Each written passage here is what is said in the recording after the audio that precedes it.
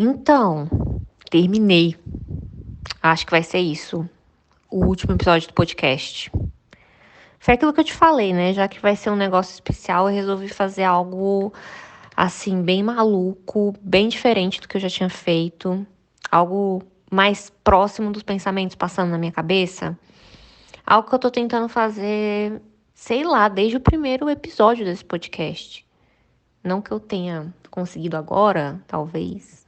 Não sei. Esse negócio de criar, de colocar ideias pra fora, de se comunicar, é muito por aproximação. A cada tentativa a gente chega um pouquinho mais perto daquilo que a gente estava idealizando, sabe? Nunca sai perfeito de primeira. Pá! Sentou, saiu tudo redondinho de uma vez, do jeito que tinha que ser. Isso aí é ilusão. Sem falar que o meio do processo tá cheio de imprevistos, né? Eu precisei mudar muita coisa no meio do caminho, improvisar, fazendo conforme as coisas aconteciam, lidar com as coisas dando errado. Porque às vezes as coisas precisam dar errado pra gente conseguir se mover, pra gente conseguir sair do lugar, né? E aí, às vezes, eu é que tenho que ouvir as coisas que eu falo pra ver se eu entendo. Porque é difícil, viu? Entender isso. Nossa, viajei aqui, já mandei um áudio enorme. Desculpa pelo podcast. Eu só queria mesmo te mandar o arquivo pra você dar uma olhada. Na verdade, uma ouvida.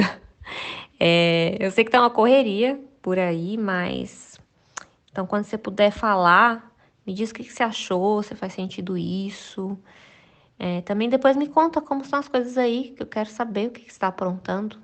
Tá bom? Um beijo. Artigo na Vox de outubro de 2022. De repente, todo personagem de ficção é um podcaster. Será que estão fazendo isso direito? Podcasts estão por todos os lugares. Já que filmes e séries são geralmente sobre pessoas fictícias em cenários realistas, faz sentido que acabariam retratando podcasts e podcasters. Hollywood ama shows sobre mídias. Por isso produzem tantas histórias sobre repórteres de jornais e colunistas, sobre apresentadores de rádio e editores de revistas. Podcasters se encaixam nesse nicho também. E, ouso dizer, tem quem ache que fazer podcast é muito descolado. I feel I am finally getting the hang of this podcasting thing, huh? Yeah! O problema é que fazer podcast em si não é assim tão glamouroso.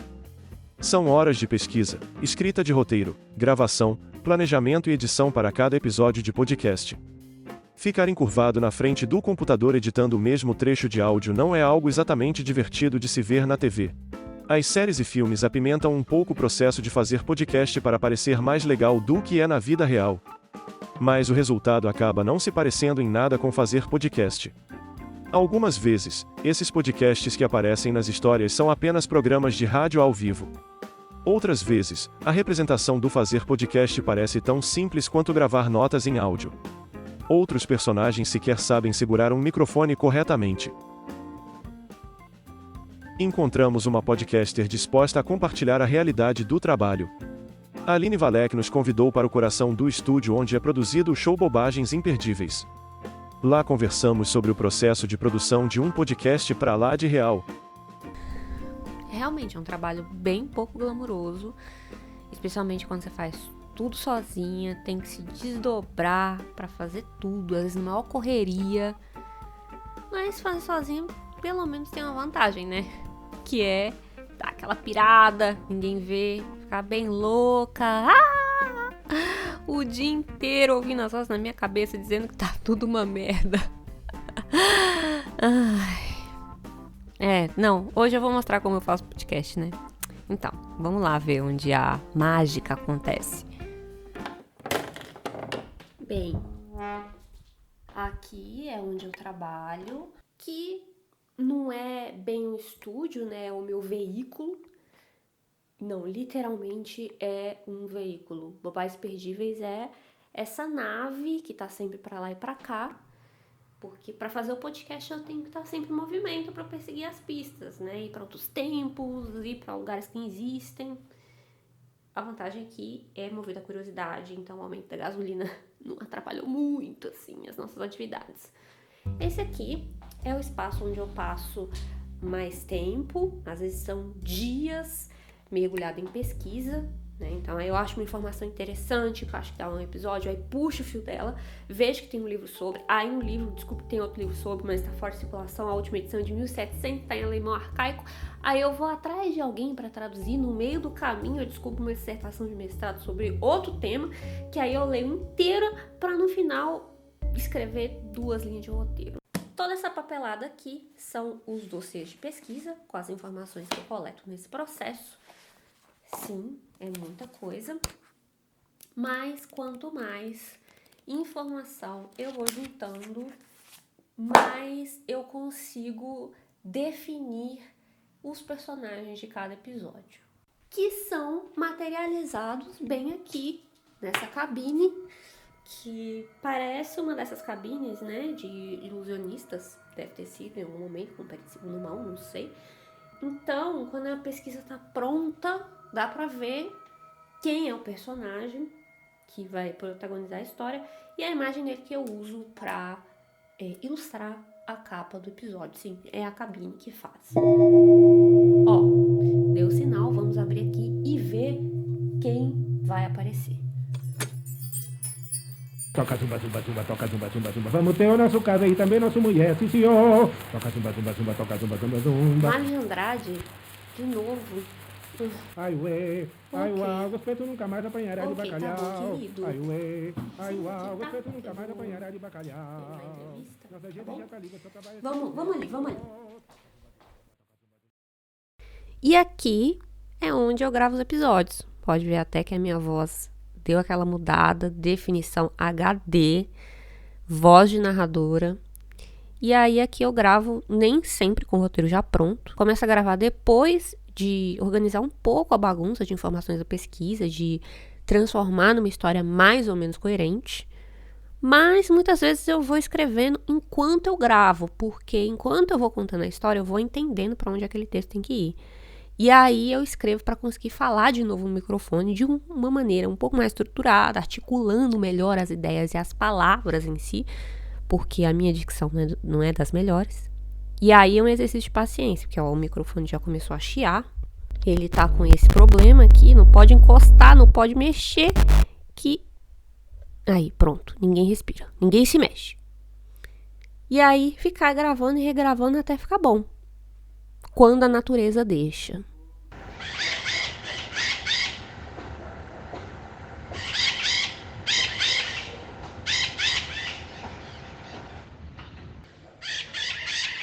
Cala a boca aí, tô tentando gravar! Bem, uma coisa que pouco se fala sobre esse trabalho é a quantidade de espaço necessária para guardar todos os arquivos da produção, que são bem pesados. E aqui fica o meu acervo. Deixa eu abrir aqui. Onde eu guardo os arquivos de música, né, que eu uso de trilha sonora. Os efeitos sonoros.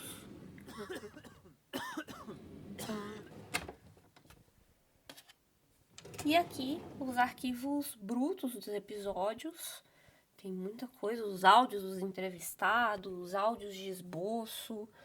Ó, aqui, por exemplo, tem um arquivo de um episódio que nunca chegou a ir ao ar sobre os neandertais. Vamos dar o play. Bobagens Imperdíveis, temporada 3, episódio Esboço, Take 1, gravando. Esses dias, uma conversa comum e trivial que eu tenho com meus amigos, a gente tava se perguntando para onde a gente voltaria no tempo se fosse possível. Neandertais é uma coisa que a pré-história em si, né? E se chamar de pré-história como um período antes da história, mas já existiam pessoas. E eu fiquei pensando que eu gostaria de voltar a essa pré-história, se ela voltar uns 10, 20, 30 mil anos atrás, né? Então, a gente tem essa matéria falando dos humanos solitários. A espécie humana mais próxima que habitou a Europa e a Ásia durante pelo menos 300 mil anos. 300 mil anos! Tô chocada. Agora eu quero saber por que eles eram os humanos solitários. Olha só, eles nos fascinam pela mesma razão pela que nos fascinam os romances de ficção científica, porque são outra versão de nós, diz Juan Luis Arzuaga em conversa telefônica. Quem é Juan Luis Arzuaga? Porque talvez eu tenha que citá-lo nesse episódio. Paleoantropólogo. Ok. Podemos dizer, tudo indica que tem o mesmo nível intelectual que nós e, entretanto, não são iguais. Podemos dizer que têm a mesma mente, mas não a mesma mentalidade, representam outra maneira de ser humano e isso é algo que temos muita dificuldade de imaginar. Os neandertais mudaram a percepção de nós mesmos. Na cultura ocidental, sempre tentamos nos separar do resto da natureza, demonstrar que somos melhores do que os animais. Os neandertais nos obrigam a repensar isso.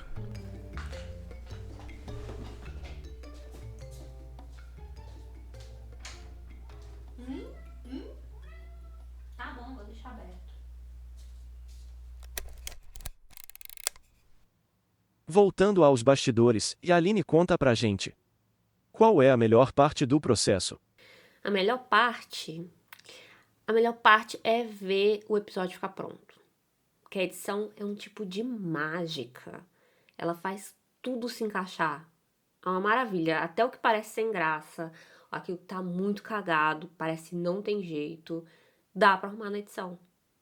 E aí faz parecer que foi tudo suave, bem natural, que eu arrasei em tudo. Edição é onde eu trabalho pesado em construir a ficção. É onde eu posso dar uma de Dr. Frankenstein, sabe? Porque é um trabalho de colagem, de sobreposição. É o choquinho que faz a coisa toda ganhar vida. Sem a parte de cortar e colar membros de gente morta. It's alive! Oh, it's alive! It's alive! It's alive! It's alive! Ah, esse painel aqui é onde eu acompanho os resultados. E é aqui onde mora boa parte da minha frustração. Eu não acho nada divertido ficar olhando para números, rankings, gráficos, toda essa corrida pelos números, alcançar mais plays, alcançar mais ouvintes, ficar nessa queda de braço com os algoritmos das plataformas, que querem que você faça dancinha, mostre a cara, fale das polêmicas do momento, arrume briga com alguém, né? Porque aí seus números vão ficar melhores. Vamos ver aqui como anda a performance. Estranho. Os gráficos são péssimos. Não para de cair. Rápido! Mário de Andrade! Traz o desfibrilador! O que tá acontecendo? Ninguém mais tá interessado em ouvir? Eu tô fazendo algo errado. Só pode ser isso. Eu tô fazendo algo errado. Sim, agora o que eu tô fazendo errado? É porque eu sou péssima em marketing, né? Eu sou formada em publicidade e péssima em marketing. O que eu vou ter que fazer? O que todo mundo faz quando não sabe fazer alguma coisa. Vai no YouTube procurar vídeo tutorial. Vamos ver aqui então. Como fazer as pessoas ouvirem meu podcast.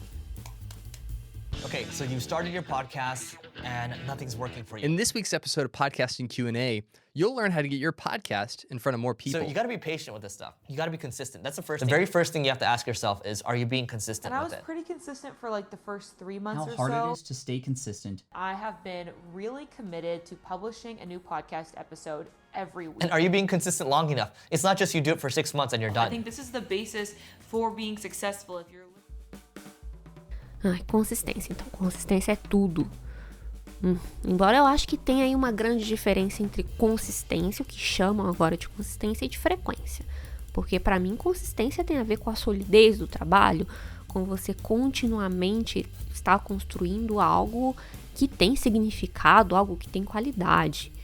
E agora isso mudou de sentido. Agora a consistência é você consistentemente se esfolar para entregar a frequência que as plataformas querem de conteúdo. Mas enfim, de qualquer forma, a frequência foi algo que eu não consegui manter de fato nesse ano insano. Tanta coisa acontecendo. tá mais difícil pagar as contas, o Brasil afundando, a saúde mental de geral afundando junto, e ainda uma mudança de país bem no meio. O que eu ia fazer? Pelo menos eu cumpri a promessa pros meus apoiadores. Teve podcast o ano inteiro. Devagar, a conta-gotas, numa periodicidade completamente irregular, mas teve. E eu falei sobre isso num dos episódios. Acho que foi no... Deixa eu ver aqui. No episódio da Madame Tussauds. Obrigada pela paciência também em aguardar os episódios que vão sair um pouco mais lentamente por um tempinho, enquanto eu tô aqui num período meio turbulento. E eu prefiro demorar um pouco mais do que fazer de qualquer jeito, só pra manter a frequência, alimentar os números. Eu tô mais preocupada em fazer algo de qualidade, que me deixe satisfeita, né? Algo que agrade meus ouvidos. Eu espero que os seus também. Fazer as coisas da forma que eu acredito teve um custo. O preço, no caso, foi ver a audiência desmoronar. Mas nem tudo tá perdido. E daí que menos gente se importa? Pode ser até libertador isso. Sim, perceber que o que eu tô fazendo é desimportante. Completamente desimportante. Não é porque tem pouca gente prestando atenção que não tem valor. Tem muito valor, tem muita beleza naquilo que a gente não tá prestando atenção. E não é sobre isso, justamente, que eu tô contando desde o início desse podcast.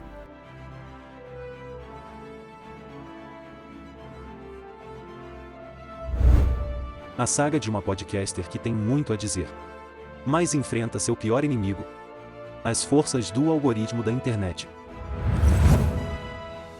Ela encontra uma máquina com poderes especiais e, com a ajuda de personagens de outros tempos e outros mundos, vai tentar reconquistar sua audiência. Com Meryl Streep. Olha quem está falando sozinha. 2. Hoje, na sessão da tarde.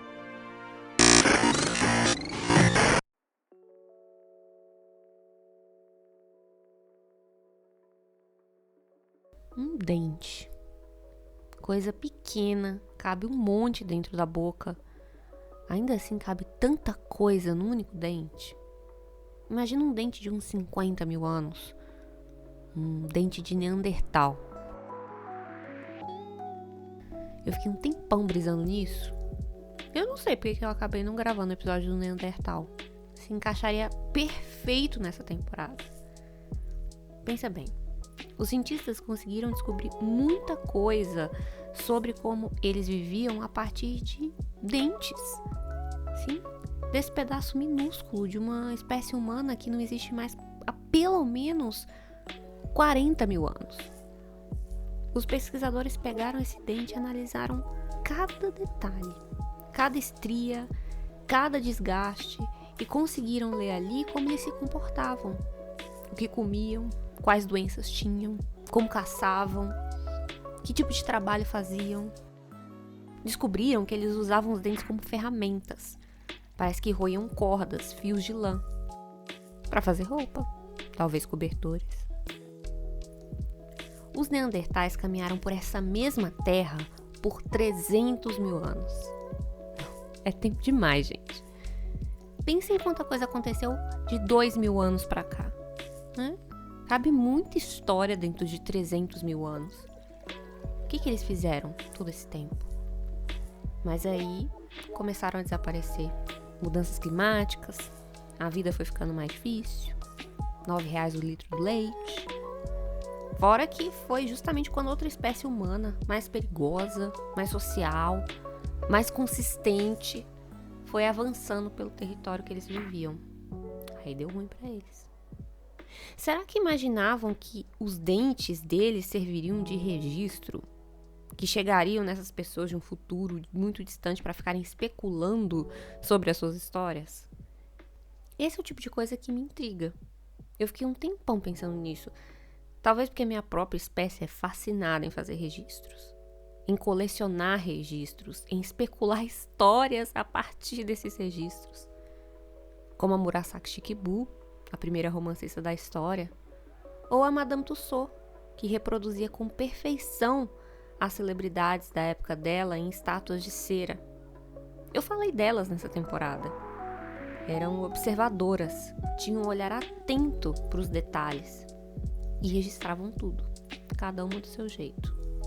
O mundo onde elas viveram não existe mais, mas as obras delas sobreviveram. Aloysio Magalhães, o designer brasileiro, foi outro observador. Também falei dele. De tão observador, achou um tesouro escondido no caju. Veja bem, uma fruta, algo absolutamente banal, tão comum que a gente nem imagina quanto valor carrega.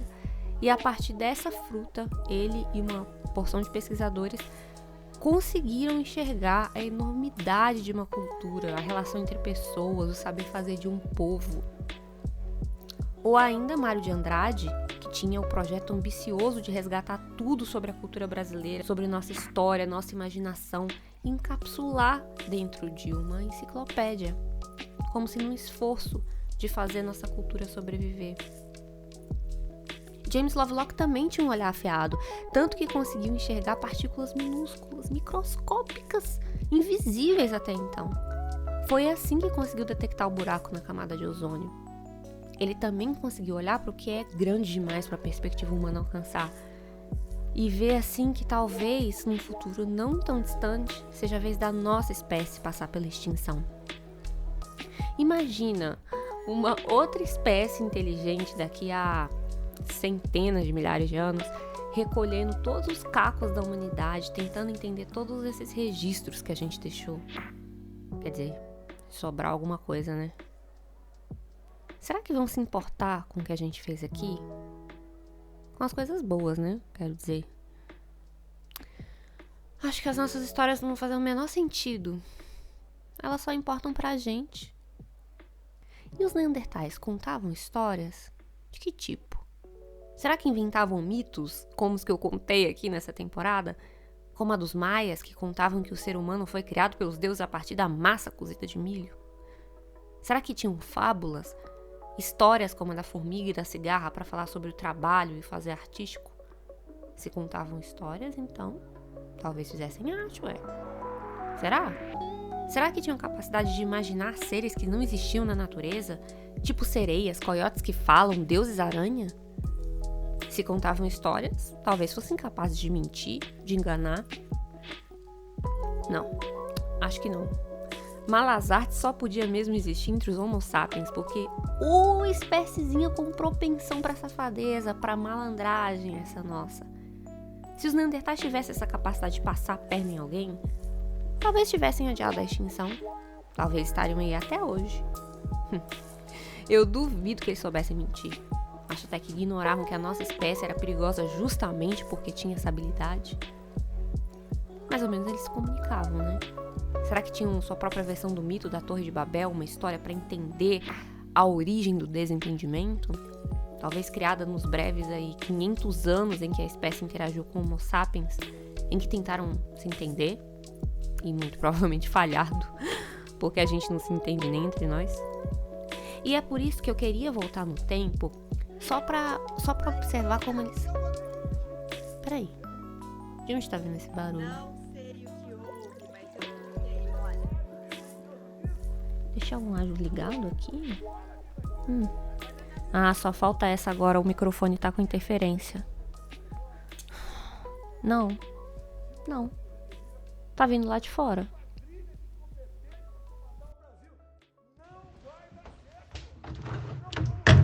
Queria estar na praia uma hora dessa, tomando caldo de cana.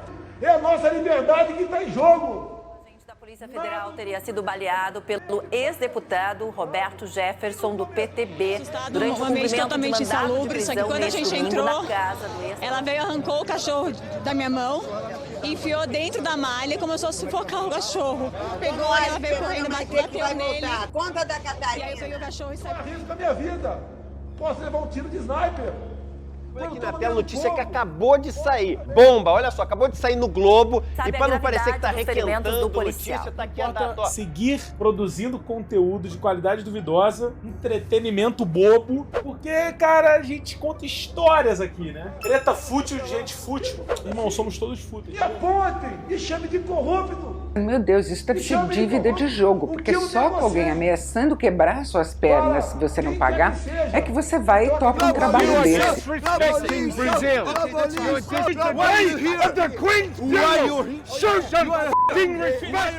Vamos respirar. Eu não sei de novo, a tua assessoria tem que ser demitida. A minha trouxe agora aqui. O Bolsonaro tirou 67,95%. Bicho, primeiro essa é uma coisa Rio de Janeiro. Foi eleito, infelizmente, comunismo no Brasil, cataram o nosso céu. Vamos respirar. Muito bem. A assessoria tem que ser demitida. Eu tenho que falar quem tá pedindo cabeça de quem aqui pra mim? Tem momentos na vida que a gente queria estar errado quando a gente prevê coisas. Principalmente quando a gente prevê coisas que são ruins. E eu cantei a pedra. Eu falei. O Centrão, eu não sei como é que conseguiu enganar tanta gente. Mas não é difícil enxergar tudo isso. Começou o caos. Notícia do Globo. Meu Deus, que loucura. Não dá. Não dá pra competir com isso. Deu.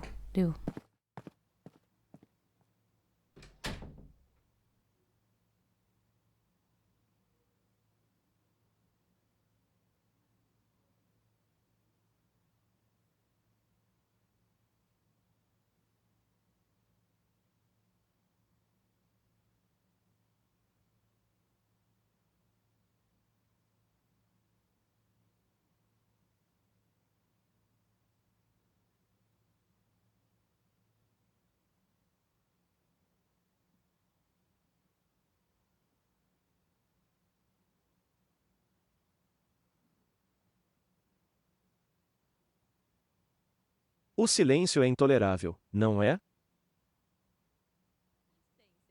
Eu acho que é o tempo suficiente para compartilhar algo que a gente possa aprender juntos. E sim, esse podcast vai ser, na verdade, um grande pretexto para eu aprender, para eu pesquisar, estudar, ler, virar uma desbravadora de novos territórios.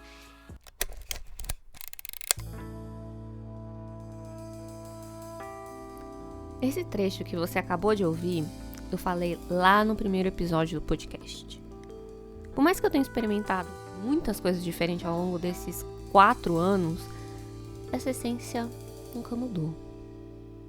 Eu comecei a gravar o episódio de hoje pensando, pronto, vai ser o último. Histórias têm começo, meio e fim, né? Ia ser legal terminar assim, por isso até me permiti pirar na batatinha, chutar o balde, ter liberdade de errar. O fim do podcast me daria essa licença poética. Mas a verdade é que eu não sei dizer se o podcast acaba aqui. Porque eu amo fazer esse podcast. Principalmente porque eu sei que tem alguém ouvindo. Alguém que sempre me convida para entrar no ouvido, esse espaço tão íntimo. Alguém que me oferece atenção em um mundo cheio de estímulos, com cada vez mais superproduções, uma infinidade de histórias em todos os formatos possíveis, concorrendo entre si. Isso não é pouca coisa, não. Esse alguém tá ouvindo as histórias. Mais de uma. Às vezes mais de uma vez. Sendo afetado por elas. Parece que os episódios chegam em quem precisa ouvir, no momento em que precisa ouvir. A maior parte do tempo eu não vou saber quem, eu não vou saber quando, eu não vou saber o quanto aquela história impactou. Mas criar é também um tipo de fé. Acreditar no que não é garantido, que a mensagem de som na garrafa vai chegar em quem precisa dela no momento certo. Tem um tweet do escritor Braulio Tavares que diz mais ou menos assim: devemos continuar a produzir o ouro para que quando alguém busque ouro, possa encontrar o nosso. É isso. Só cabe a mim ter fé que as palavras vão chegar nesse alguém e seguir em frente. Mas não agora. Agora eu vou desligar os equipamentos tudo aqui, me despedir dessa loucura, desse espaço que eu criei e voltar pro meu laboratório. Tem muito trabalho pela frente. pensar mais, rascunhar novos capítulos, redesenhar um mapa para as próximas jornadas. Não foi perda de tempo fazer essa tour toda, né? Claro que não. Porque agora eu sei, você também já sabe. Fazer podcast não é bem fazer sozinha. Obrigada a você que me fez companhia. Obrigada por ouvir. Bobagens imperdíveis. Tchau.